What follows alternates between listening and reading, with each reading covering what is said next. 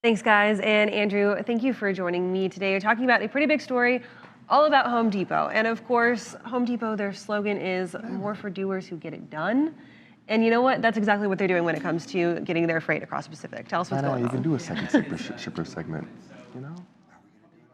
Decided to charter its own ship. It's going to start next month. We don't have much details on the specifics yet. We're going to have a lot more in the coming weeks. I can hint at that, but we don't have much right now. We don't know whether or not they're going through a freight forwarder. We don't know how big the ship is, how often it's going to run. We don't know any of that yet, but we do know it's going to start next month, and it's going to run dedicated for Home Depot. And the angle that I took on this was, why would Home Depot do this, and what does it tell us about Home Depot? What does it tell us about consumer trends? What does it tell us about ocean shipping right now?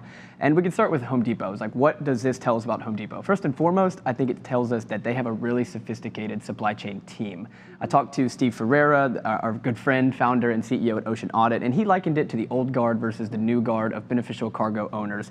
And he puts Home Depot in that new guard, ones that will attack an opportunity, ones that have to have the supply chain team, the transportation team, the finance team, all working collaboratively together on one project, versus the old guard, which is a transportation director or an SVP of global transportation that just doesn't have the power as one person to be able to make these types of decisions. You really need to work collaboratively. So I think this speaks to the sophistication of Home Depot's supply chain first. Right. Second, I would say, the logical conclusion is that the inventories must be really low at Home Depot. So I looked at their inventory to sales ratio over the past 5 years, and you can see they have a very consistent trend where they peak in Q1, they trough in Q2 every year.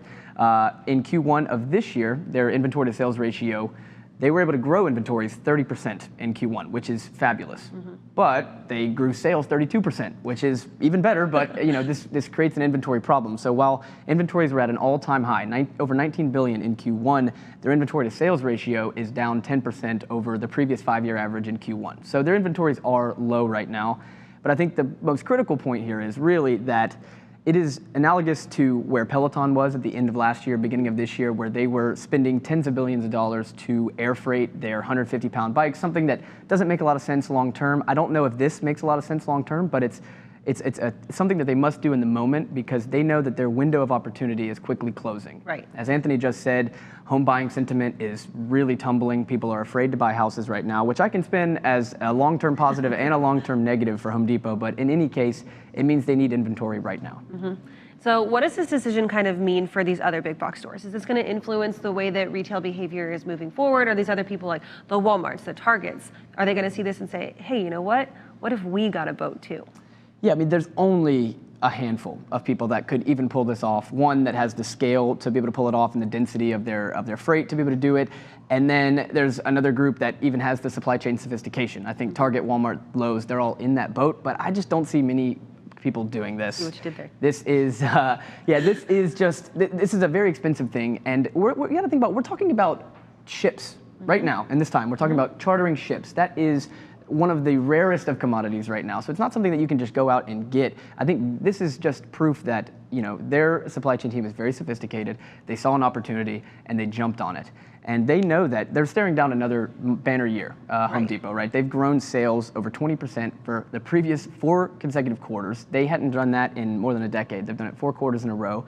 They know that they're gonna have another good year, but they also know that the demand for home improvement is going to wane. We're going to run out of things to improve on our home eventually. I think it can go on longer than we think, but we're gonna run out of things eventually, and they need to make hay while the sun shines, and that means they need inventory right now in their stores, and I think they looked at the nuclear scenario of having empty shelves prior to the holiday season, and the cost of that long-term paled in comparison to chartering this boat.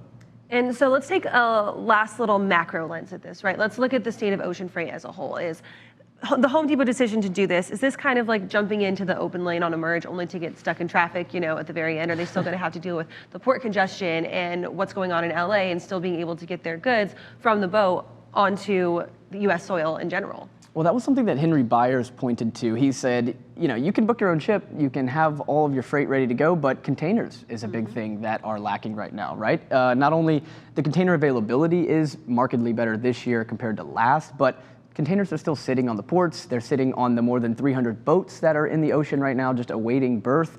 I mean, they're just not circulating the way that we need them to right now. So you might have the boat, you might have the crew, you might have everything necessary, but containers still might be a huge issue. And then on top of that, you've got to wait for upwards of a week, 2 weeks to get berth. So there's a lot of issues. This isn't a one thing fix all for them, but it does give them guaranteed capacity, at least on a ship, which is not something that most people can get right now.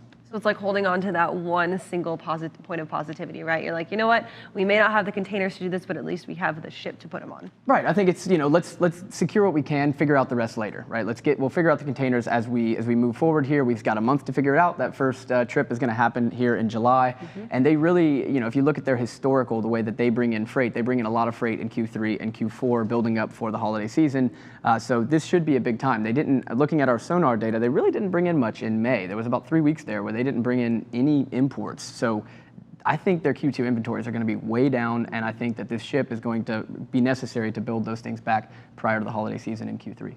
All the pressure. It's Great Quarter Guys Day today. Give us a little quick snapshot of what you've got coming up on the show. Yeah, so we're going to be covering this topic a little bit, but really just giving kind of a maritime oversight. I'm going to have the maritime expert Henry Byers with me as a guest, and we're going to run through just kind of what it looks like from a shipper's perspective, from a retailer's perspective, when may we see some abatement in this crazy demand, and what we're going to look at through the end of the year.